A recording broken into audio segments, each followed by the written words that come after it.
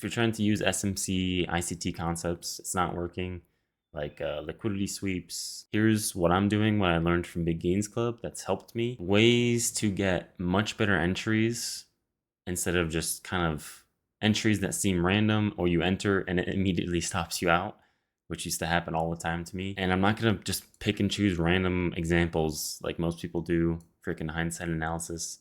This is on my 50K Express funded account.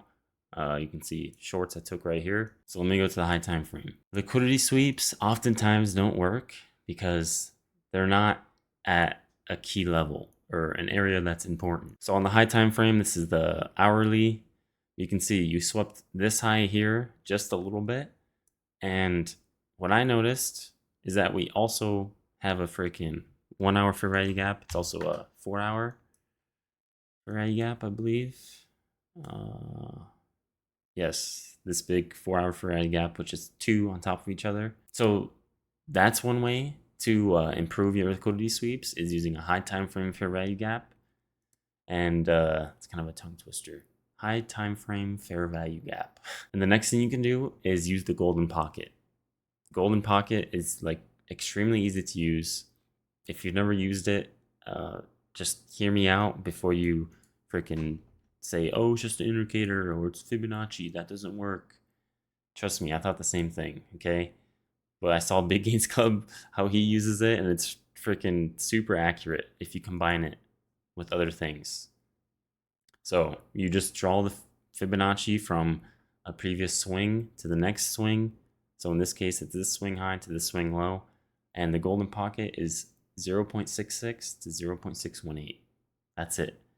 So it's extremely easy to use. Just throw it on your chart to use as additional confluence. And in this case, that makes the liquidity sweep valid. Because we have the liquidity sweep, we now have the high time frame fair value gap, we now have a golden pocket, and actually also we had divergence. Because again, NASDAQ only broke above this high, but it didn't break above this one. It missed it by a couple points. And if I show you, this freaking mic's in the way. ES, you can see ES obviously broke above both these highs, and it almost broke this high. So that's bearish divergence. So now that's 3 reasons that a short might work out there. And once you identify that that's a key yellow, I don't know why freaking Top Step does this sometimes, where it why is it saying that these are not even close to the trade it took? There we go. So once you identify this is a key level, it's an area that's important, you have a bunch of confluences that all line up, you can go down to the 1 minute chart and look for your entry. And the best way to do this is, in my opinion, and what I learned from Big Gains Club, is you just look for a strong candle or inverse fair value gap. In this case, it was both. So inverse fair value gap formed, I entered. Once the candle closed and like confirmed the inverse fair value gap actually formed, I added to my position to make it full position size. I exited all down here because it was kind of choppy, still looked kind of strong today, but this was literally the high of the day. So this works very well for reversals. And just to prove this isn't like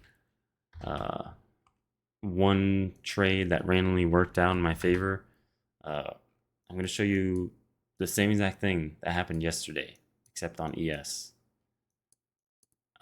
So you can see here, August 28th, you can see the date down below. And I'm recording this on August 29th. So, still on the funded account. Same type of thing happened. Oh, you have a liquidity sweep.